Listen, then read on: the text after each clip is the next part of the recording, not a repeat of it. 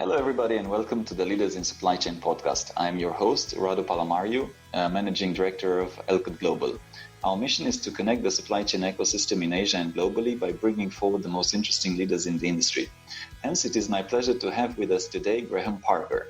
Graham is the Chief Executive Officer and co-founder at Kontainers, which is a software-as-a-service company serving carriers and forwarders with their own branded platform, allowing their clients to get instant rates, book cargo, and manage all shipments online on any internet-enabled device.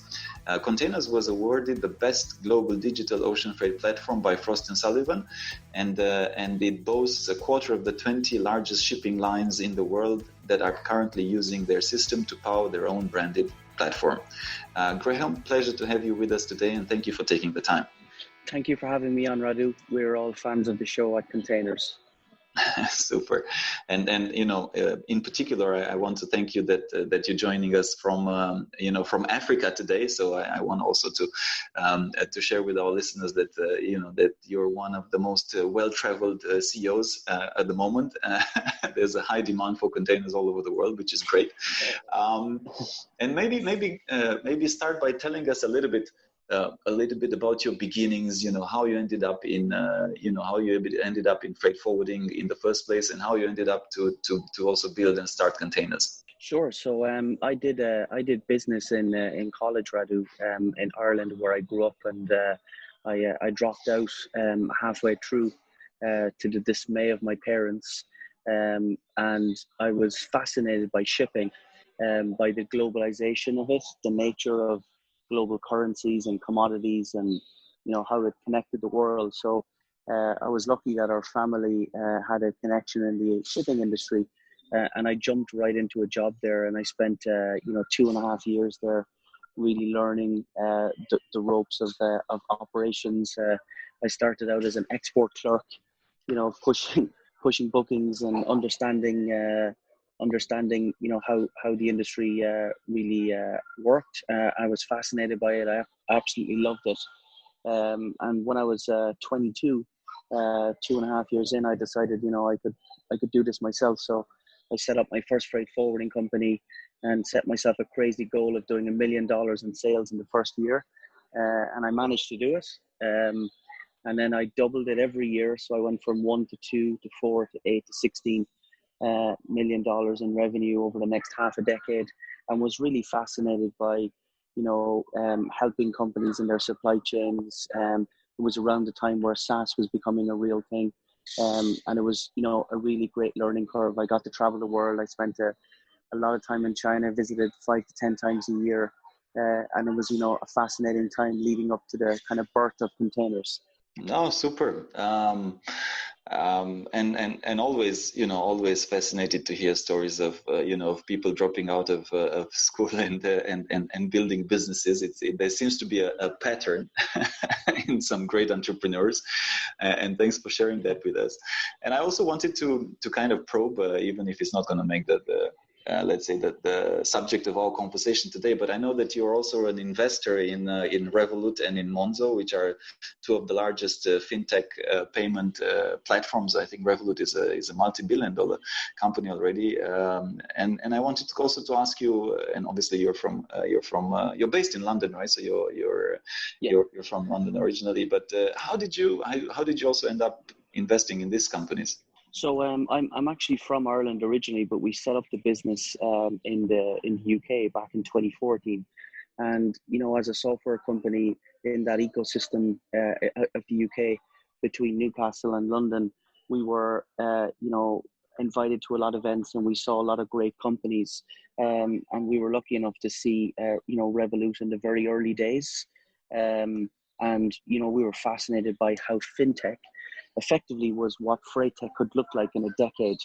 You could see how the industry had matured, how groups of companies had come and had cornered different parts of the market. How there had been 20, 30 different companies with billion-dollar valuations, and it was absolutely fascinating to see. And I was lucky enough to get an opportunity to invest in Revolut and Monzo in their early crowdfunding campaigns, and it felt that they were going to be very successful.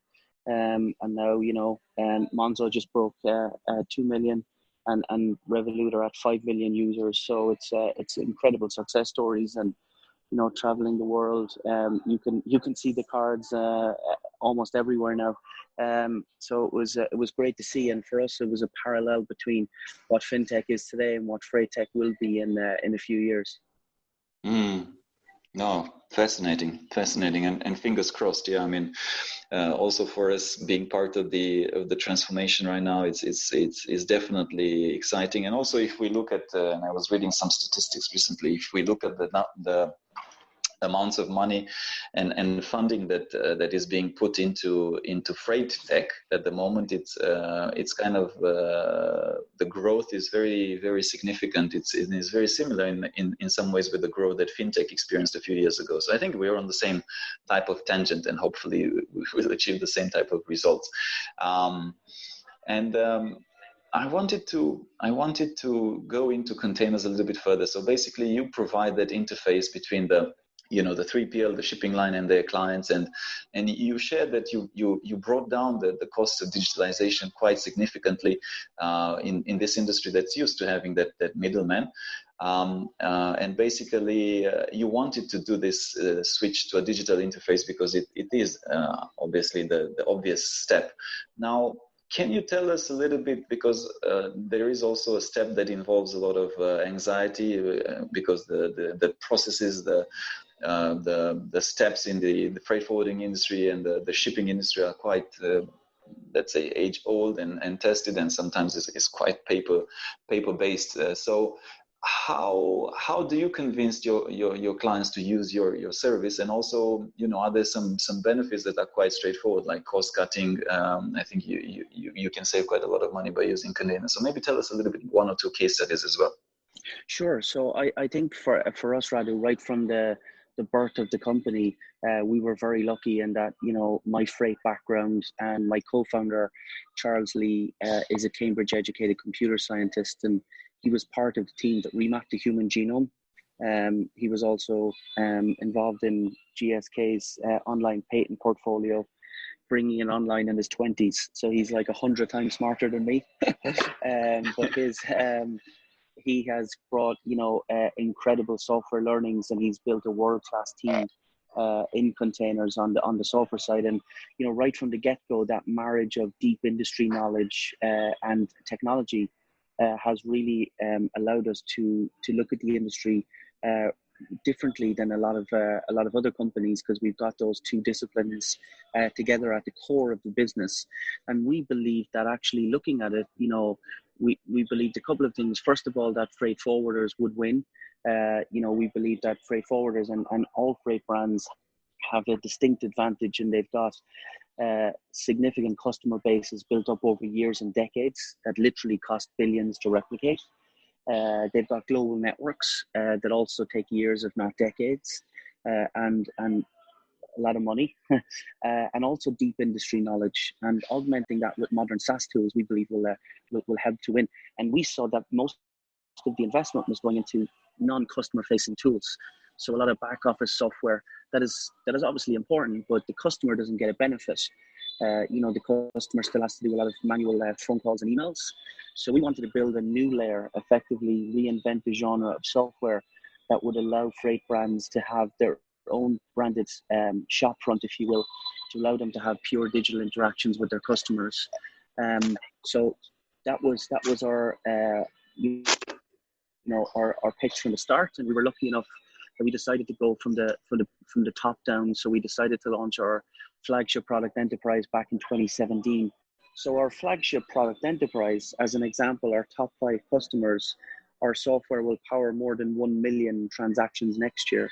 And we were lucky enough to work with big companies right from the get-go, including Maersk. So, Maersk made a comment that working with containers accelerated their digital journey. And, that's quite an accolade to put on a young enterprise software company like us.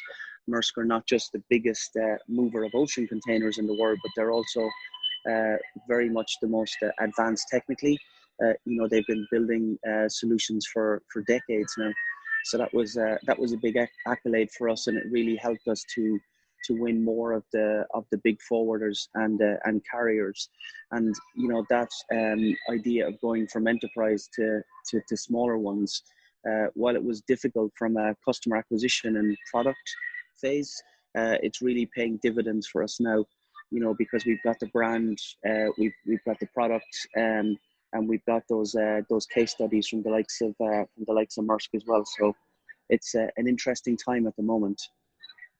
No, for sure. I mean, having Maersk in your list of clients helps a lot, and it also proved that you can address from very, very large customers to smaller ones. But I'm curious, maybe to, let's say, if you're talking about Maersk, or if you're talking about mid-size, maybe freight forwarder, do you have some examples of how you managed to save costs? I think you also speak on your. I watched a video with yourself that by the cost of paying a salesperson per the yearly salary, that's pretty much the cost of containers, and then the benefits that containers bring. So if we were to get a bit more practical for our listeners, maybe you can share with us one or two case studies and some of the, you don't need to give names necessarily, but some of the benefits that the clients got.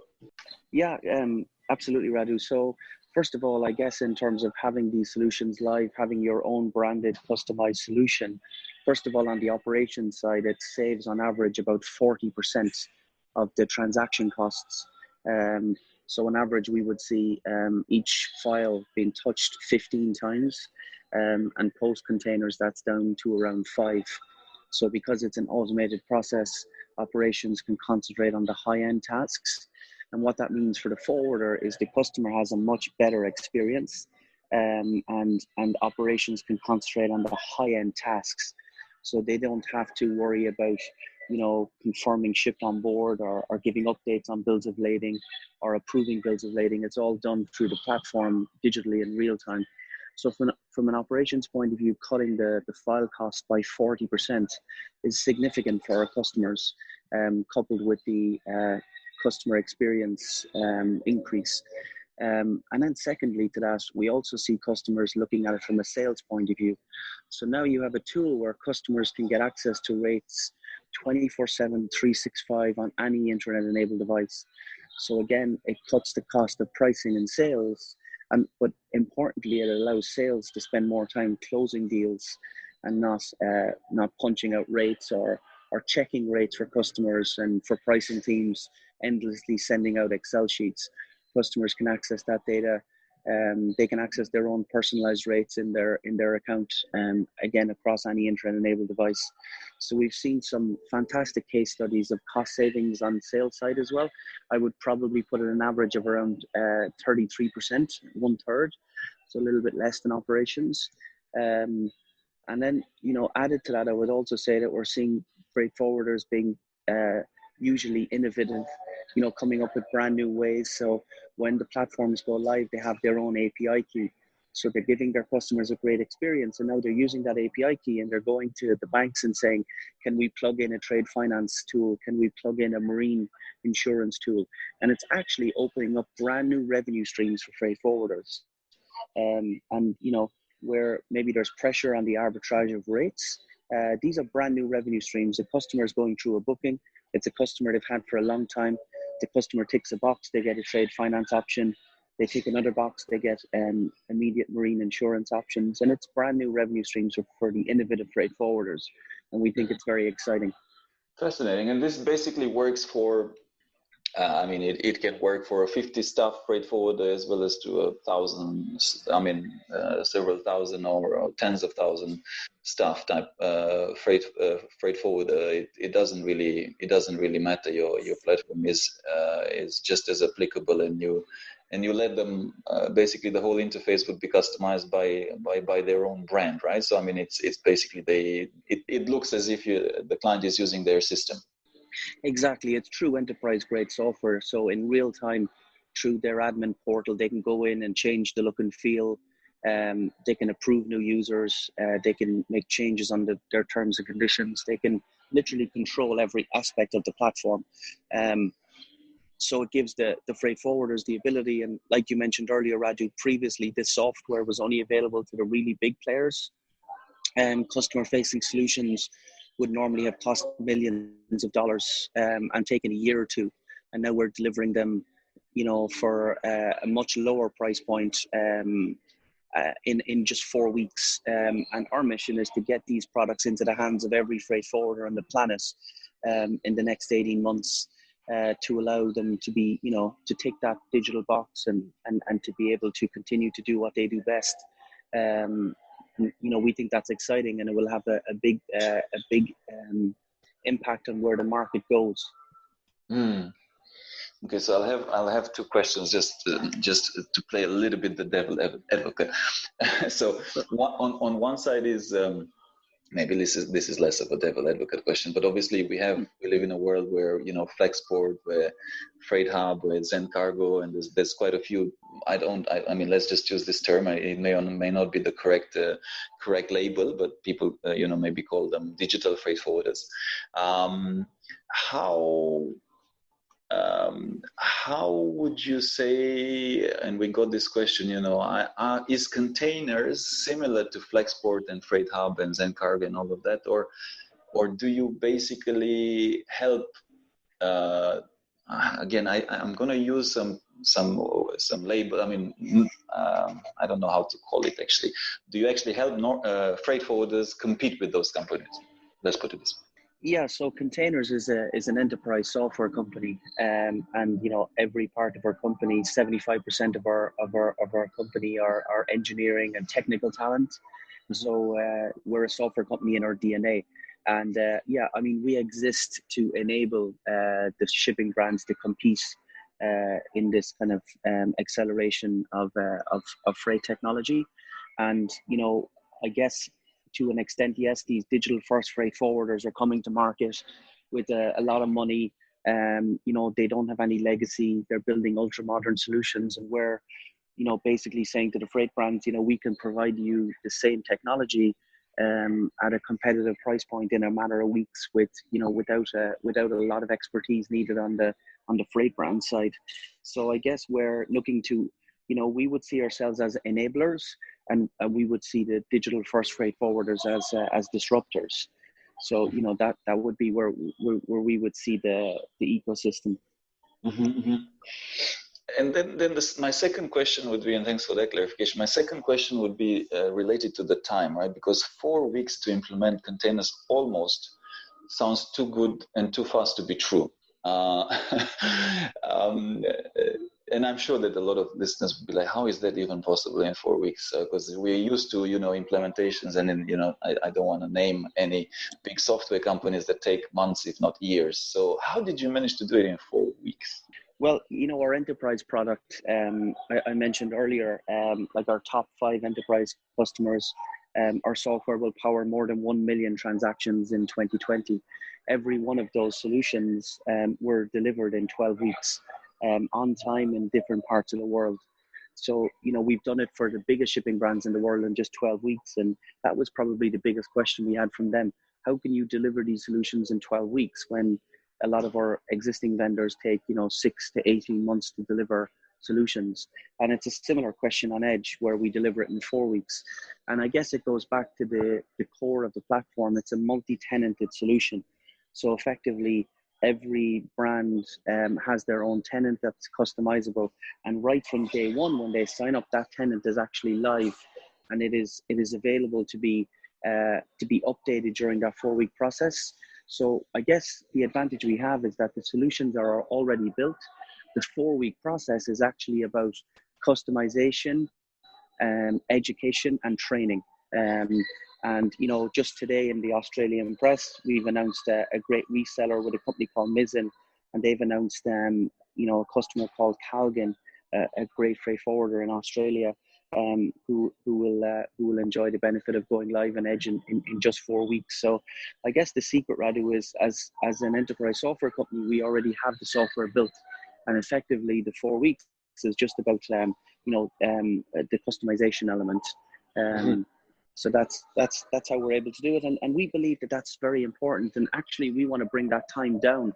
We have a product coming the end of the year called Essentials, which will be even faster, and it'll be tailored at the very, very small freight forwarders. think of it as Squarespace or Wix for freight forwarders. So, we believe that the time will go down. And we also believe that the industry needs these SaaS solutions. If you want a CRM, you can go and get your credit card and sign up for Salesforce in a couple of seconds. As the industry and freight technology evolves, you will see more of these SaaS solutions that are just super easy to implement.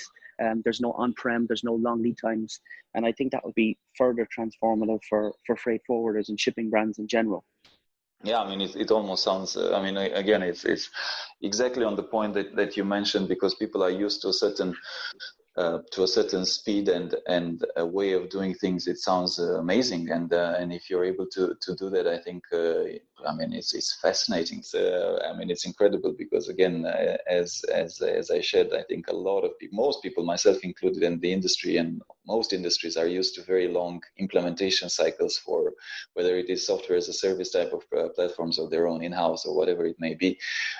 So you being able to do that in a matter of 4 to 12 weeks, it's already almost unthinkable. So and the more of these case studies you will have, I would definitely encourage you to make a big bang out of it, because then, and I'm sure that you will, because then more people will come on board. But I'm just also kind of thinking, if I'm to think ahead, then in this way, let's say that this is just a question that comes into my head. The more freight forwarders, it could come to a point where all freight forwarders and shipping lines use your use your platform. Then, how are they going to compete? Almost, it's a question. I'm not sure I'm formulating the question correctly, because then it boils down to also the operations, the back end, the way they move, the way their processes and all of that. Right? Because if you have the same interface, it's their own brand, but it's the same interface with their clients, how and what will make then the competitive advantage for them? Yeah, I think to be honest, Radu, if you fast forward 18 months, I think most freight forwarders and shipping lines will have this capability to interact in a modern digital way. So allow their customers to get access to rates on any intra-enabled device, the world-class user interface at one click for rebookings, a series of dashboards and analytics. I think everyone will have these. If it's not containers, it will be other solutions. We see competitors coming into the market every day now. And I think you're right. I think there will come a day where this will not be a competitive advantage anymore. This will be, a requirement, the same as, having email was 2 decades ago. And I think then, it's all about how freight brands think about the technology. I mentioned earlier, we had, a big freight forwarder in Germany come to us and say, okay, we'd like to use our API key to go to a bank and offer trade finance solutions. And they're making as much on trade finance as they are on the freight. A brand new revenue stream they couldn't have imagined 5 years ago from existing customers with the click of a button. And this is the power of the internet. And this is where it's actually a real opportunity. This is where it's not a threat to freight forwarders. The ones that are embracing it, the early adopters and the innovators, they're the ones that are really maximizing the opportunity. So I think the ones that continue to be innovative, will be the ones that will really use this technology to their advantage. They'll use it to scale globally at a much lower cost. There won't need to be an army of people on the ground everywhere to open new offices, to get a new footprint. That's where we see the market going in the next few years, Radu. Mm-hmm. And tell us a little bit about your cost model, right? How do you? It's somewhat an obvious question for most SaaS platforms, but let's just go into it, because we've gotten this question from our audience. So how do you charge actually, and how do you make money? So we charge in typical SaaS, it's a monthly subscription. So we basically charge an all-inclusive monthly subscription fee. That makes it very transparent for our customers. So it's one fee per month. So it's unlimited transactions. It includes hosting, maintenance, upgrades. So we did 36 upgrades last year that come for free. Air freight will be a free upgrade at the end of this year. So it's a simple monthly subscription model as typical SaaS, and it gives our customers a lot of visibility in that their fixed costs as well. Mm-hmm. Got it. And one of the very specific challenges that tends to be in the industry, right, is the challenge of having the software which gathers rates and schedules both from carriers directly and those delivered to forwarders at almost instant in an instant way, because also the market can vary quite significantly, right? And these rates can fluctuate and can go up and down, and it's not that easy to have that software to do it in a good way. How do you currently tackle this challenge? Yeah, that's a good point, Radu. And I think, for us as a modern platform, we operate with about 52 APIs. So every facet of what we do is available as an API. And that's great. For example, on rates, we work with a lot of our bigger customers on rate APIs, which is really great. It helps rates being pulled in real time and updated. And the same on schedules. We've been pulling around 1 million sailing schedules a day for 4 years now. So we don't just have all of the world's schedule data from multiple sources, but we're able to run algorithms against them to understand likelihood. But we also see the reality is that the industry is still running on a lot of EDIs. So we've had to work with a lot of older EDIs and just build out those capabilities. But we also try to use our API first focus to help customers where possible, in terms of upgrade. If I look at the top 5 ocean carriers right now, practically every single one of them has made incredible strides on APIs over the last 2 to 3 years. It's just been incredible to see, how they're all adapting almost towards an API first culture. So I think the industry being a little bit behind compared to some other industries, there is still a lot of legacy, there is still a lot of EDIs, but the work that's going on behind the scenes, particularly from EDIs to APIs, is incredible. And, a lot of people don't always appreciate that. EDIs are technology that go right back to the 1960s, I believe. No matter how great the EDI, you can only pull data on a basis, maybe an hourly basis, but often once a day. APIs are real-time swapping of data. So be that a rate, a schedule, a booking confirmation, it can happen in real time, and it can really help deliver an incredible customer experience. And that's what we're looking to be for the freight forwarders, to help them to deliver a world-class modern digital customer experience. Got you. And you did mention that air freight will be part of the system, and actually we got this question. So this is going to happen, you said this year. Is it going to happen this year or next year, or how soon will you be able to? Yeah, it's going to happen this year, Radu. We already have a top 10 forwarder that we work with that we're working on air freight with already. So we can already do air freight bookings. We're working really hard on the pricing side right now. I know some of the airlines have been slower than the ocean lines to adapt towards APIs and real-time pricing, which is very important in air freight, because when you want to make an air freight booking, you need to make sure you're on that aircraft. So we've been working very closely with our customers, particularly this year, and we'll have an exciting air freight module in the market by the end of the year. So is the fact that the API would the APIs be the biggest challenge in terms of getting more accurate and good data from the airlines, or what do you think is the biggest? I mean, when you go into the air freight market, what's your biggest challenge in terms of getting the accurate data that you need? I think one of the things that customers love about the containers products is, when you get to viewing your rates, be that spot rates or contract rates, the data is integrated with all of the available sailing schedules. So you get this kayak style view of, Singapore to Hamburg, all of the different rates, but also all of the different sailing schedules. And customers love that view. They get to see all of the different options, and a significant amount of them are not after the cheapest price. They're after a certain ETA, a certain ETD, a certain cutoff time. And on the air freight side, it's even more important, because on the ocean freight side, we use an airline style model where we can actually use an allocation to count down. So if a carrier or forwarder has a certain allocation on the ship, once that allocation is sold, it disappears off the platform. And it means the customers have a great experience because what they're booking is going to be confirmed. On the air freight side, it's more difficult. The airlines need to have APIs to direct space available on that aircraft. So if a customer makes a booking, it's confirmed. And similar on the schedule side. So I think the world's first air freight API was made available by Air France KLM in conjunction with Freightos earlier this year. And we know a lot of the other airlines are working really hard, particularly some of the US airlines. So we think that once those APIs are available, customers will be able to have a great experience where they'll be able to view real-time inventory on an aircraft, real-time pricing, make your booking through APIs and get instant confirmations.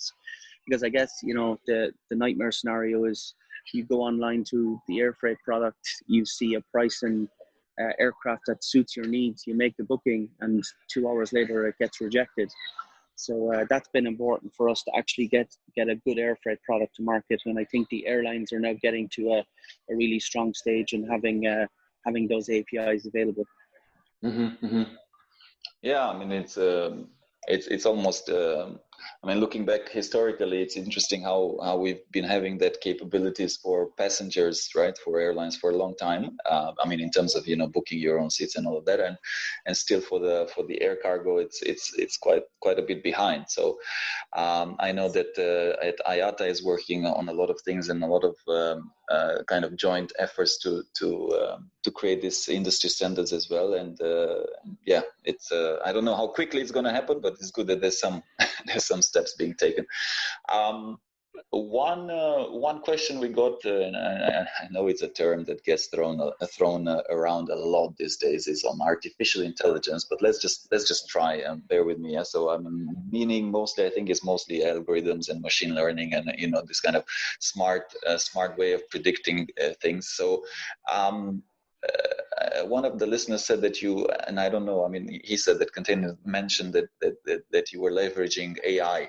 So his question was, he would like to understand how you're using this type of algorithms and artificial intelligence or machine learning in your software, if that's can be shared. Yeah, sure. So I think I listened to my co-founder speaking a lot about this. He's built a world-class team of architects and computer scientists around him. And you need, I hear him talk a lot about the need to have a significant data in the industry. So I hear my co-founder speaking a lot about this. The AI name gets thrown around a lot, Radu, and I think we're aware that you need huge data sets to actually utilize AI properly. And for us, even though freight has huge data available, I'm not sure we see big enough data sets to actually utilize AI today. However, we do use machine learning in different parts of the platform. So machine learning, I guess, is needs less data and can help provide an even better experience. So to give you some examples of where we use machine learning is when a customer is logged into their account, it becomes more and more familiar with their processes and how they do things. So to give you a few examples, when they log in and make bookings, depending on how the booking is made, it will start to preempt some of the booking fields. So who the consignee may be, because that was the consignee the last time they booked to Singapore. Or it will greet them when they log in and say, "Hey, Radu, would you like to approve your bills of lading?" Because that's normally what you do on a Tuesday afternoon when you log in. And when you get to the dashboard, machine learning is a great tool to be able to give some really detailed analytics. Because now the data that's been trapped in lots of emails and Excel sheets is now all in one platform. And you can start to show the customers analytics, orders to the Middle East Q2 versus Q3, percentage of orders shipped, on time ETA. So you can use a lot of machine learning there, and we utilize that, but we don't see big enough data sets yet to use AI. Mm-hmm, mm-hmm. Got you. We got this very interesting question, and I mean it's a bit tricky for you to answer it, so I'll throw it to you anyways. But the question goes: what would be your piece of advice to the CEOs of the top? Well, it was the top 3 global forwarders, but to be honest, I think top 20 would do just as well. So, what would be your piece of advice to the top 20 global forwarders, to the CEOs of the top 20 global forwarders?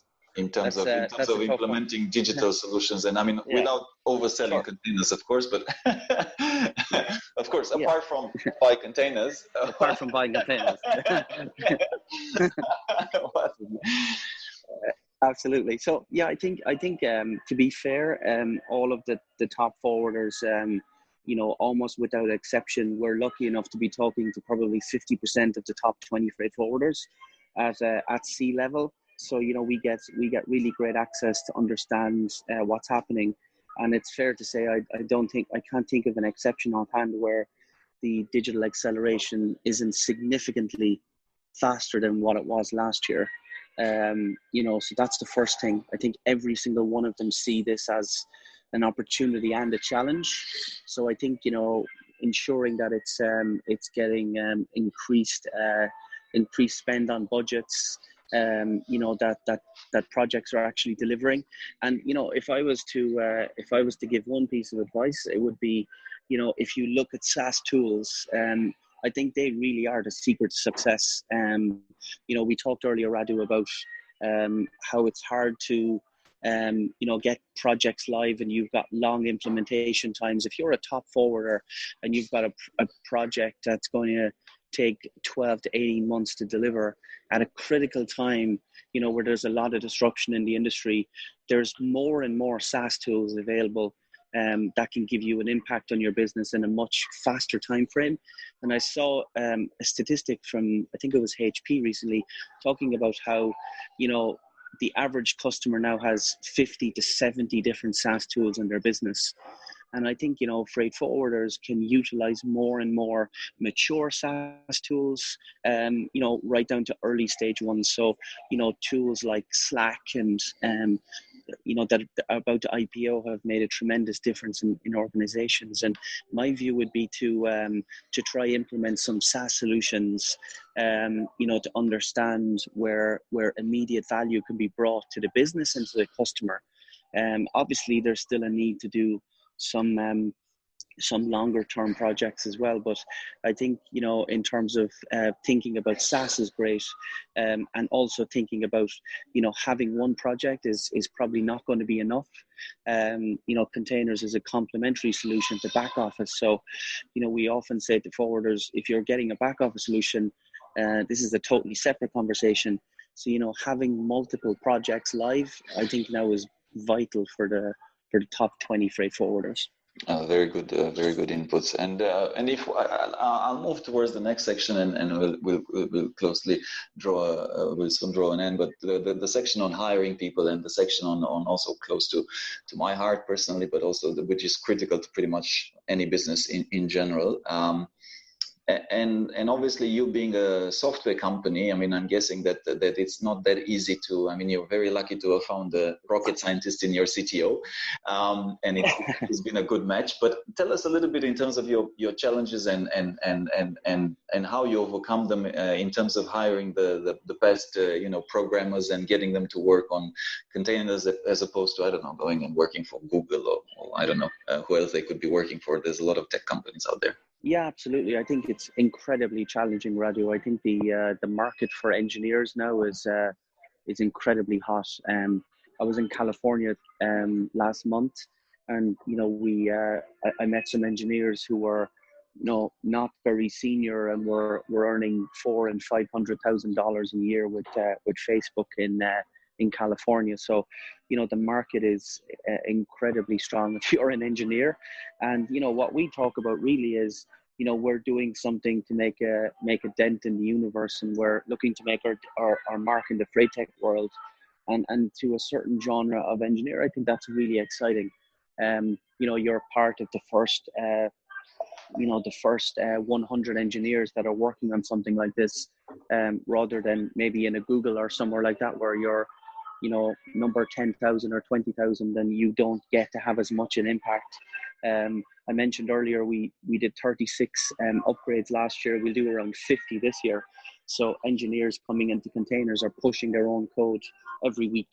They're building and shipping features every month, and that's incredibly exciting to be actually sitting, in the kind of front row as such. I think in the bigger companies, it's much more siloed, and you don't get as much as an opportunity to express yourself. And that's what we try to do. And particularly my co-founder has done an incredible job in finding the best tech talent. We've got, I mentioned architects, computer scientists, we've got engineers that have gone through the IPO process with our companies. And that's really what appeals to them, actually getting into an exciting company at a very early stage, and delivering your code and making a difference and your voice being heard. And I think that's what it takes. And my co-founder and I are incredibly passionate about the mission we're on, and hopefully that comes across to the teams as well. Yeah, I mean, sometimes I'm also quite jealous myself, because we've started to, in terms of the salaries, some of these guys. I mean, I dropped out, just like yourself. I dropped out of computer science at university. So sometimes when I look at what I could have made, but that is in the unlikely, positively optimistic scenario that I would have become so good at it, which I doubt that I would have. But it's fantastic.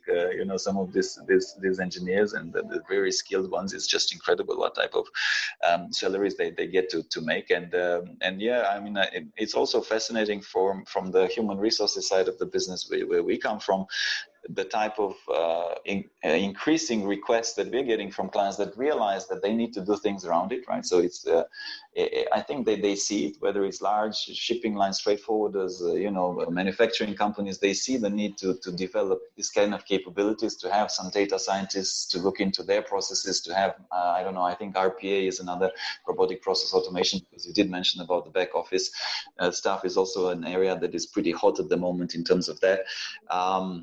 Yeah. So there's more and more interest in terms of attracting this type of talent, but not everybody is doing as good of a job. And I do believe that what you mentioned in terms of having a strong vision and the co-founders like yourself believing in that and attracting people play a huge part.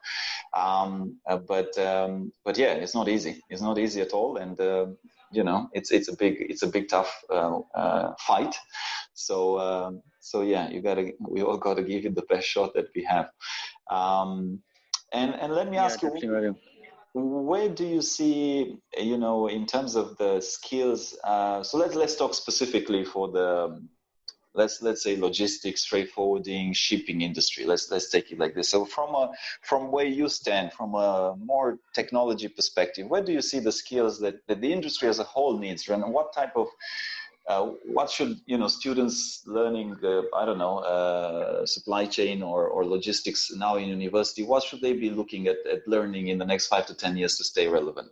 I think if you look at the software industry, Radu, over the last 20 years, I think a lot of the roles outside of engineering are going to become more and more relevant.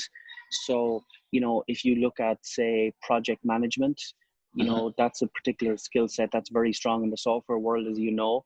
So people that can actually manage projects, where we're very lucky in Kontainers to have a great project management team led by our global program director John McLaughlin, who's got 20 years fintech experience with the likes of Citibank and BNP.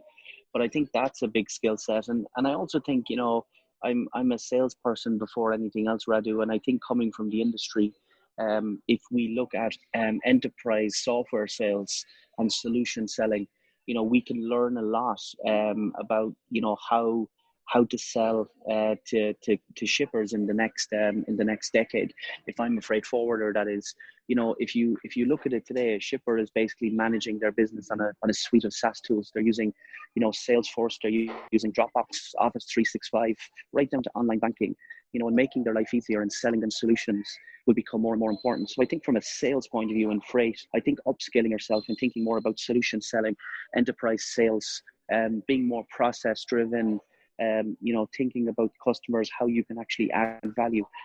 One of the things that we do in Kontainers, rather that's really exciting, is digital customer acquisition. So, right now, a lot of freight sales is done over the phone and it's done face to face, and that again will continue. But acquiring customers digitally, through email marketing campaigns and the like, we do a lot of this for customers, and it's very exciting. And also on marketing, Radu, I think there's huge opportunities for marketing graduates to get into freight. And again, like we spoke about in engineering, of course, if you're a graduate in marketing, you can go to a software company and ply your skills. But you can also come to a freight brand and, maybe have a bigger opportunity to, draw on a blank canvas and create campaigns and help to shape that brand. And, we work very hard on that in Kontainers, on our brand and the message that we convey and how we convey it across the different channels. So I think there's a huge opportunity in digital marketing and freight. Digital customer acquisition is still almost brand new in freight. So I think there's huge opportunities for people to get into the supply chain and freight industry. And dare I say it, may become even a little bit more, more sexy in the decade ahead, when it's more tech centric and you get interest from younger graduates that are in project management, that are in solution selling, that are in marketing, that may not be as interested in today, but as it undergoes this massive technology evolution that we see today, it'll become more exciting for them. No, super. Final question from us, Graham. What would be some of the principles, maxims, quotes that you follow, let's say, in life and in business?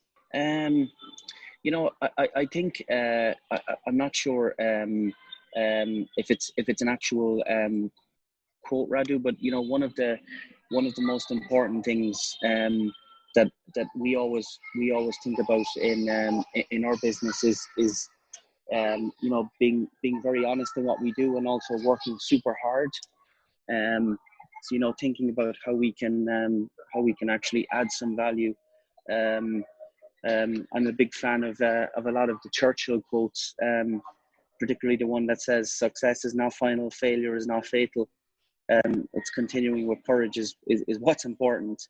I think that's an important one.